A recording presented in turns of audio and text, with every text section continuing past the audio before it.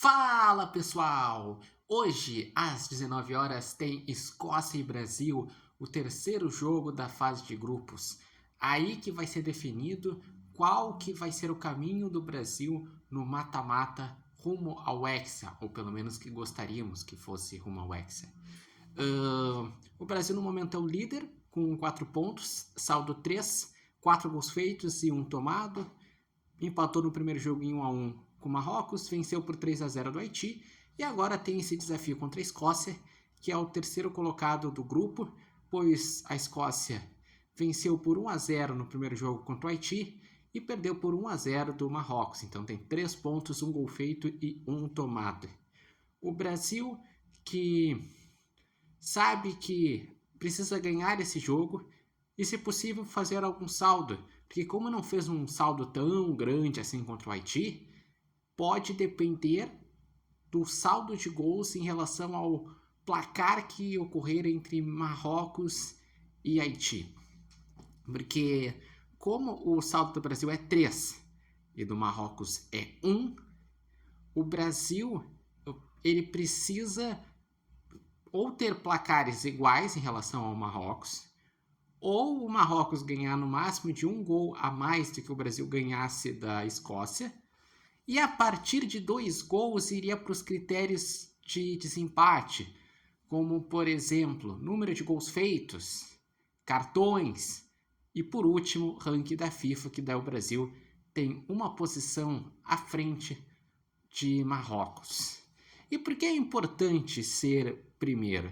Pela questão do chaveamento. Se o Brasil for primeiro, vai para um lado mais tranquilo, que daí teria o Japão ou Suécia no 16 avos, que seria um confronto difícil, e numas oitavas, muito provavelmente uma Noruega, que seria Noruega ou Costa do Marfim, mas um lado que também, daqui a pouco, numas quartas de final, seria uma Inglaterra, que é difícil, mas não é tão difícil como daqui a pouco pegar uma Espanha, pegar uma França. E se o Brasil for segundo, vai para aquele lado lá, que tem Espanha, França, Alemanha. O Brasil só pegaria um time dito como favorito a partir de uma semifinal, que numa semifinal poderia pegar uma Argentina, um Portugal, enfim. E por isso que eu acho importante. Claro, se ficar em segundo também não é o fim do mundo.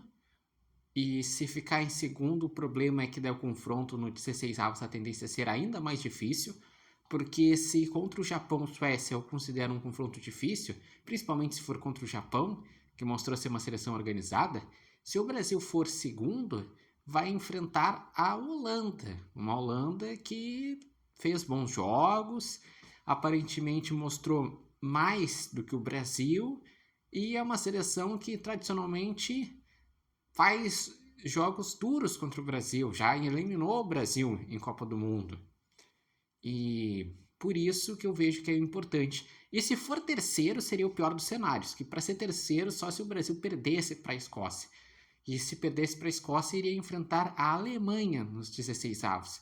A Alemanha que, por mais que nas últimas 2 Copas não foi bem, foi eliminada na fase de grupos, mas que já mostrou que está tentando se recuperar nessa Copa. Aplicou 7-1 para o Curaçao, venceu com dificuldades contra a Costa do Marfim, mas venceu.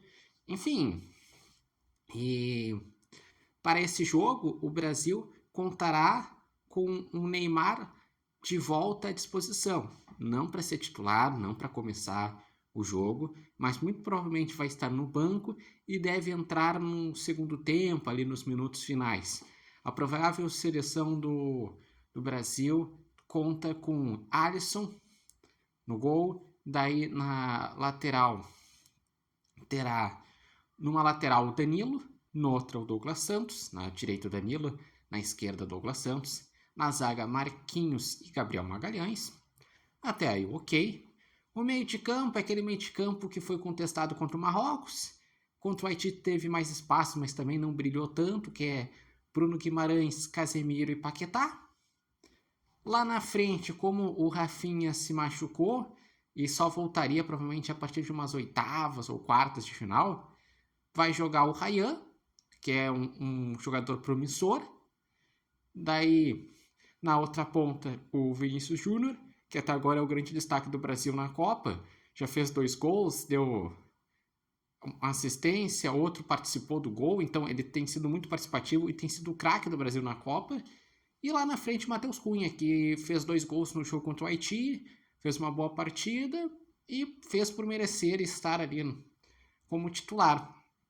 Mas ainda tem aquela questão, será que o Endrick não vai ganhar espaço, daqui a pouco virar um titular ao longo da Copa do Mundo? Tem outros jogadores que também se questionam se podem ser titulares ou são peças importantes para o segundo tempo, como é o caso do Luiz Henrique.